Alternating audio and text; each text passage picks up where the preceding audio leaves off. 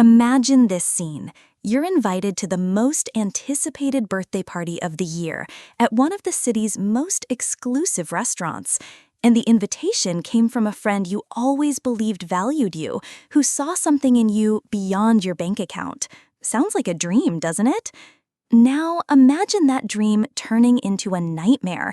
That same friend, without any ceremony, corners you in front of everyone to pay for something you didn't even consume, turning what was supposed to be a night of celebration into a public humiliation. My name is Chloe. I don't come from a wealthy family, but I've always had very clear principles: dignity, honesty, and pride in my independence. My friend, Sophia, from my college social circle, was the complete opposite. She grew up in mansions with the best of everything, used to never looking at the price tag. When she announced her birthday at the Diamond Bistro, the most exclusive restaurant in Los Angeles, I knew it would be expensive, but I prepared myself. I had my savings and was ready to pay my fair share to celebrate.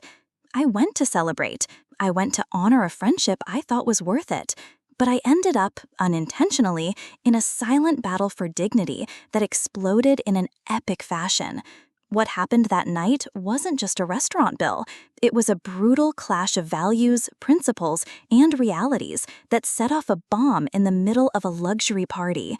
Get ready for what happens next. You won't believe the scene that unfolded, how the truth about certain friendships came to light, and what the shocking outcome of that party was. Stay with me until the end, because this story will make you question everything. I've always been Chloe, the girl who knows the value of every dollar. I come from a middle-class family, or maybe a little below it, and I've always made my own way through hard work.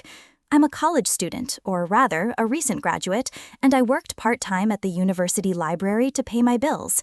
Every cent mattered, and I was immensely proud to be able to pay my own way without depending on anyone. Honesty and modesty were my principles, my pillars. On the other side, there was Sophia. She was my perfect antithesis.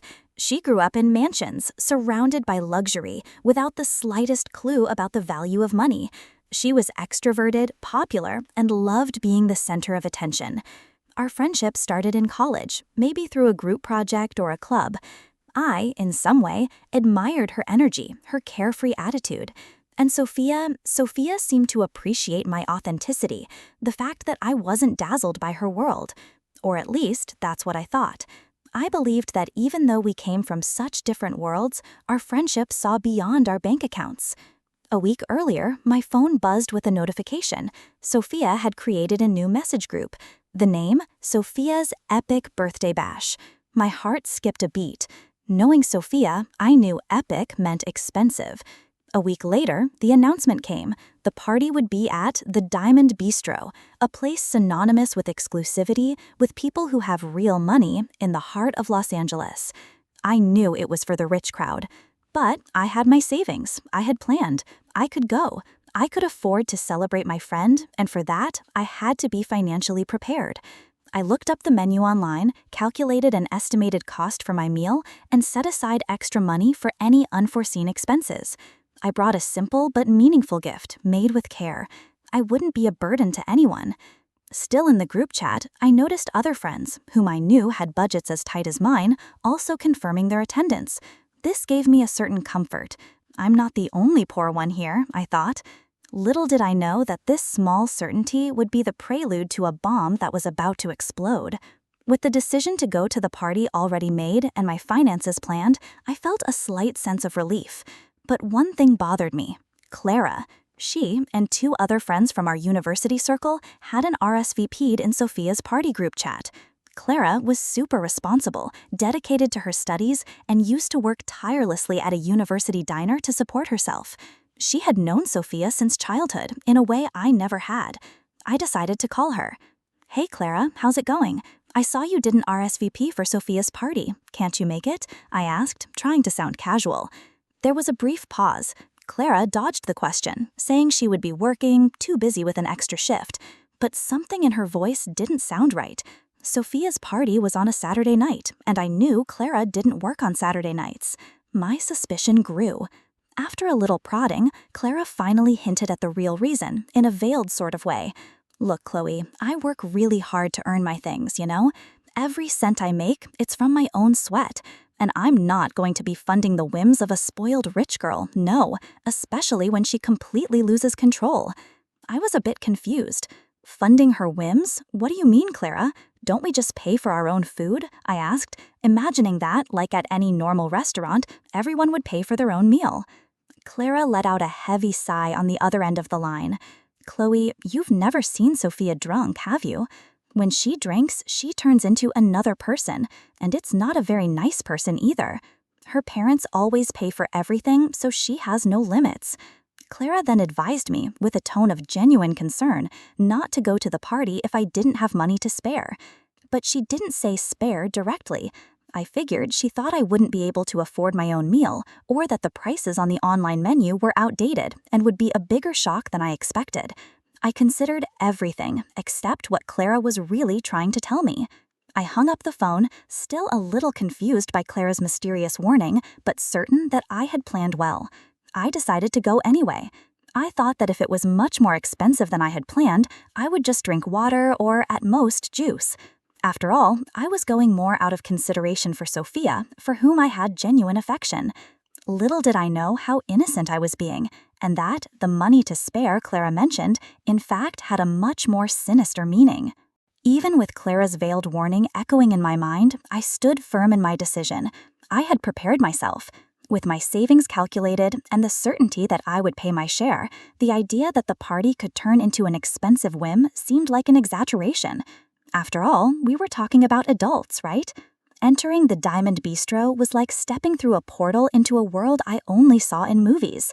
The decor was opulent, with crystal chandeliers that sparkled like diamonds, and the gentle clinking of glasses mixed with the elegant buzz of lively conversations. An intoxicating scent of gourmet food and expensive perfumes filled the air. I felt a bit out of place, I must admit. It was as if my nicest jeans and silk blouse, which cost a good portion of my salary, were invisible there. But I tried to ignore the discomfort and focus on the reason I was there, to celebrate Sophia. The moment the waiter informed us with an almost robotic cordiality that everything would be on a single check, a shiver ran down my spine. It was a common practice for large parties, yes, but in a place like that, with people who didn't look at prices, it could be dangerous. I tried to ignore the premonition, taking a deep breath and telling myself it was Sophia's birthday and that her mother, Mrs. Evelyn Hayes, a well-known socialite, would certainly cover the excesses. I remembered Clara's suggestion that Sophia loses control when she drinks, but I thought she was only referring to her behavior, not her finances. But my peace lasted only a moment.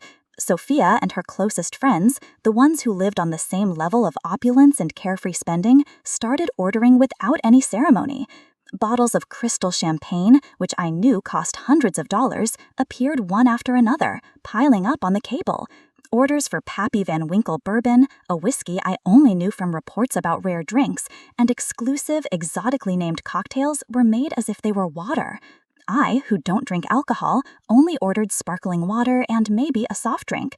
Meanwhile, at the table, plates of caviar, fresh lobster, and slices of Wagyu beef were ordered to share, without anyone asking if we wanted any, or if it made sense for the whole group. I watched the bill swell. Each opened bottle seemed like a small piece of my salary evaporating. I wasn't drinking, I didn't want those things, but the check was a single one. And the irony of Clara's warning was starting to become painfully clear. The carefree atmosphere of Sophia's friends was almost palpable. They toasted, laughed loudly, and talked about their upcoming trips to Europe and their latest luxury purchases. The bills seemed non-existent to them. Meanwhile, I exchanged apprehensive glances with the few friends I also knew from college who had budgets as tight as mine. A silent tension grew in our corner of the table. I felt a knot in my stomach, as if I were caught in a trap that I had helped set by underestimating the veiled warning. Sophia was radiant, in her element. She wore a stunning dress and received very expensive gifts, displaying them with pride. Mrs. Evelyn Hayes, her mother, seemed equally happy and proud, watching her daughter shine. Little did I know, and little did they know, that the bomb was already being set, drop by drop, with every exorbitant order. That superficial shine was about to be overshadowed by a clash of realities but no one expected. The party went on, vibrant for Sophia and her friends, but for me, the tension only grew. I tried to relax, but Clara's premonition now sounded like a deafening alarm. Finally, the celebration seemed to be coming to an end. The laughter grew softer, glasses emptied. Then, the waiter approached, and the metallic gleam of that check folder made my heart leap in my chest. My hands, under the table, instinctively clenched. Sophia's mother, Mrs. Hayes, an elegant woman, reached out to take the bill. A huge sense of relief flooded over me. Thank God, I thought. At least her mom has common sense and generosity. I knew she wouldn't let her daughter do something like this. But my peace lasted only a moment. Sophia, who had a few too many glasses of champagne, saw her mother taking the bill and, to everyone's shock, shouted, "Mom, no! You're not paying for this. I already said we're splitting everything evenly with everyone here." Mrs. Hayes tried to argue, her voice soft, almost pleading. "Darling, please, the party in the ballroom would have been much more expensive, and you received so many gifts. I want to pay for your party. It's the least I can do." But Sophia was unyielding. She argued vehemently with her mother, in a loud voice, not caring who was listening, exposing her complete lack of awareness to everyone. I froze. My blood boiled. She was fighting with her own mother in front of everyone over a bill that she herself had inflated. Sophia, with a sneer, took out her phone and a calculator. She started doing the split right there at the table without any discretion. That moment seemed to last an eternity, with everyone watching in silence. When she held up her phone and announced the amount, my stomach dropped. $300 per person. My God, almost an entire week's work for me, for drinks I didn't even touch and food I barely tasted. That wasn't splitting, it was a blatant robbery, an affront to my dignity. A shiver of rage, now cold and controlled, ran through my body. My stomach churned, but my mind became crystal clear. I wasn't going to be humiliated. I wasn't going to be exploited. My dignity was worth more than any forced friendship, more than any social value I could buy there. I rose from the table, calmly. All eyes turned to me. The silence was absolute. My voice came out loud and clear, but with a calmness that surprised me. I'm only paying for what I consumed. I took the bill, which was conveniently attached to the single check. I asked the waiter, who seemed uncomfortable, to help me total my specific items and added the 15% tip. I paid with my card, my head held high. And that's when the domino effect began. I saw the spark of indignation ignite in the eyes of others who were also there out of politeness, not for the show. My college friends, whom I knew had tight budgets, and even a few others who hadn't consumed as much as Sophia's group, started to say, one by one, I'd prefer to do it that way too. They took the bill, totaled their own items, and paid only for what they had consumed. Confusion set in. Sophia was shocked. The sneer vanished from her face, and her mother seemed completely flustered, trying to intervene. The bomb had exploded. What was supposed to be a luxurious birthday party at the Diamond Bistro turned into a battlefield in a matter of minutes.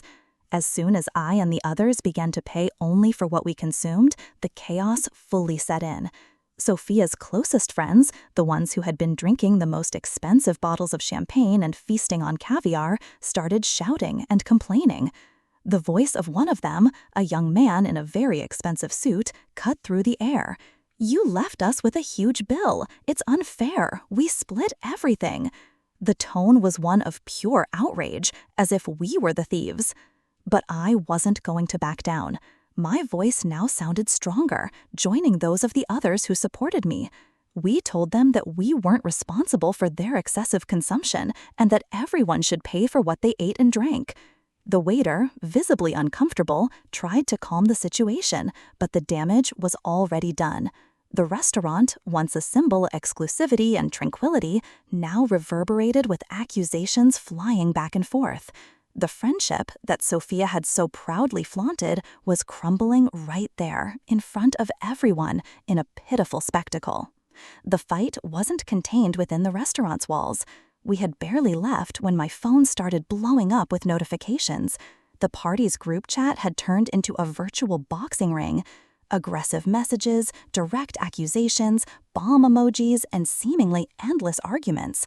Sophia, in the midst of her fury, sent a message that chilled my blood. "Chloe, you're a gold digger. My dad was right. I shouldn't hang out with poor people. People like you always ruin everything." My friend was revealing her true colors, a spoiled and cruel side, completely devoid of any empathy. She tried to defend her position, but the outrage, both mine and others, was too great to be contained. The mask of perfect friendship fell, revealing the farce behind it. The social consequences were immediate and painful. At least a third of the guests, including me and my allies that night, openly declared that they would never accept invitations from Sophia again.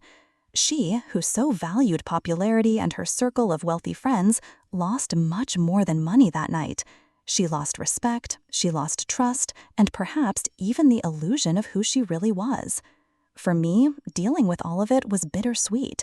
On one hand, I felt a terrible sensation of being involved in so much drama and having lost a friendship.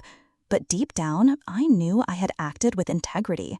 The pain of Sophia's words did hurt, yes, but the liberation was greater.